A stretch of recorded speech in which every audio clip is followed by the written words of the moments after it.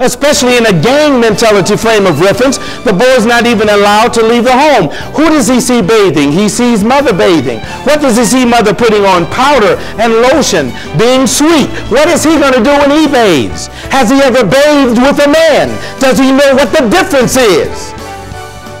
Not if he doesn't have a male in the home. He cannot go into that gradual process from boyhood to manhood. So not only is his masculinity being hampered and pampered, but it's being hindered through gender abuse. It's called gender abuse. When a woman says, I know how to raise a male. Whenever you see that spoiled male that's out of his mind, you can't talk to, running, having temper tantrums, going off. That is a feminized male. That man is going to have problems for the rest of his life when he grows up, because when he meets a man like me, he's going to think that I'm a freak of his imagination. I'm a man. I've come to completion. I'm not like that. And a real man will be like that. But some kind of a wishy-washy, weak, well, I haven't made up my mind yet, he's going to have problems for the rest of his life. So, I have another quote for you, a quote by Gordon Dalby. This is what Gordon says. He says, given the biological and emotional intensity of the mother-son bond, only someone's intrinsic identification with a boy exceeds that of a mother that can fray him aside into individuality and manhood.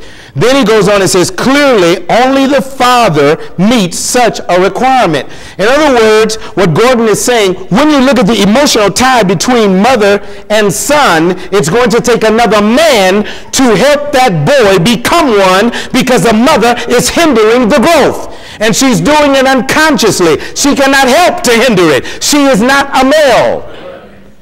And so the boy that's growing into a man is in a quandary, because he says, well, I can't act like John. He's too rough. I even hear mama talking about him. Of course. Gordon is saying that a father is important in breaking this bond, because the mother and the son are so closely tied together. It's going to take a man. Now, in our society, you better face it, there are not many fathers in the homes. But there's a lot of fathers in this church. And we're going to develop within a few weeks a male mentoring program. We're going to mentor these males here. And it is going to take some active involvement in these boys' lives. And it can only be done through spiritual people that know exactly what they're doing. So track with your pastor. Track with me. If this does not take place, as a matter of fact, one, he says, lacking this transition, a man will overtly identify with mom throughout the course of his life, and in that process, wound his masculine soul. In other words, if you continue to identify with your mothers, with females, your masculine soul will be wounded. Especially when you meet a man like me, or a masculine man. He isn't going to think that you're homosexual. He's going to say there's something wrong with your mind. Your mind hasn't come to fruition. Let me give you an illustration. 2020 is a television show. Most of us know about that. One came on, I think, in 1965, and it was called The Single and Still Living with Mom. In this commentary on television, it said that 1/3 of all single men, get this, 1/3 of all single men from 25 to 35 are still living at home with their mothers. 1/3 of all the single men in this country between the ages of 25 and 35 are home with mama. Let me tell you something, that's a tremendous problem. You have 1/3 of the men in this country that cannot break away. Ladies, when you marry him, you're going to have a what boy? A mama's boy. That's all he knows is mama. Now, if that is the national statistics, we are in trouble. Oh, I'm going to ask you now, how many of you men are still living with your moms? Raise your hand. Okay, come on, don't be afraid. Raise your hand, men that still living with your mama. You see, we don't want to, we don't even want to say, oh man, wait a minute, I don't like that. That's all right. You're going to leave here and go home to somebody's house. Or you may not raise your hand in this room. But you know, if you say, look, you may be living with your wife, but still living with your mom. Amen? Your mom's influence and jumped her front door and busted in yours. Oh, you can suck and jive all you want to. I know who you're living with. No, brother, I live by myself. Right. I walked in the man's bedroom and he said, excuse the bedroom. I said, for what? He said, well, it's messed up. I said, it's supposed to be. That's the way you want your bedroom to look? It's supposed to be messed up. Excuse your bedroom. What are you, huh? Well, my drawers laying around. So what? You want your drawers laying around? Let them lay around here. It's your room. Your house, right? You grown? Yeah. Well, forget it. Hey, let's sit down and read a book. Leave the drawers there. Don't do that to me. But when you're a feminized man, what you gonna do? Oh, I've got to clean up. Pastor John's coming by. What's the problem? And some of you, when you come by my house and see it all tore up, you know I'm a man because I ain't cleaning up nothing. I just say push it aside and sit down wherever you can. And then I look at your face to see how you're going to deal with detention. Well, your house is supposed to be clean. Not really. Not really, not at all. All right. Now, we just don't want to grow up. I'll tell you why we just don't want to grow up. We just don't want to grow up because, listen, the moms cook your meals, the mom wash your clothes. You in a Peter Pan syndrome. Y'all ever see that movie about Peter Pan? Peter Pan's problem was that, you know, that fool didn't want to grow up.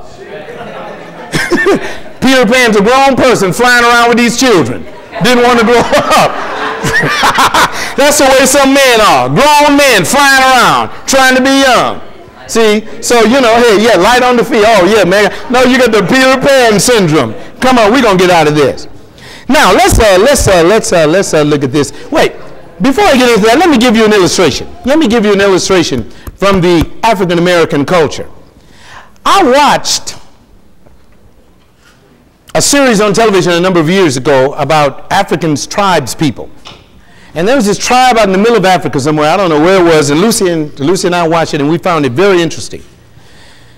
Because when the boy in the African tribe got to be a certain age, and the boy was reared by his mother, the boy came up with his mother, you know, the African little boy, I mean, the mother would cook, the little boy was there, and, you know, with the little girls and everything. But when the boy became 12 years old, unannounced to the boy, all of the men in the tribe would go and get this boy when he turned 12 and pull him away from his mother. They showed it on film, and you can see this little African-American boy screaming, pulling him away from the mother. Ah! And mama was there crying. And, I mean, this was an emotional thing that took place. When they pulled this young male away from the mother, what they did is they took him and put him in this little hut with all the men. And the men were all there, and they were, you know, clanly naked. They stripped the boy naked. And then what they did is they took the boy and they circumcised him and put some things in his ear. I mean, with no painkillers. The boy was screaming, and then they got this stuff and rubbed it all over the boy's body, and they rubbed him down. And then they took the boy for 2 weeks in the woods. And when the boy came back, he was dressed like the men in the tribe, had his little spear. Mama came to him and he said, "Whoa!" I said, "Look at this." The boy said, "Whoa!" And mama went through that, in African, of course, you know. And the boy went,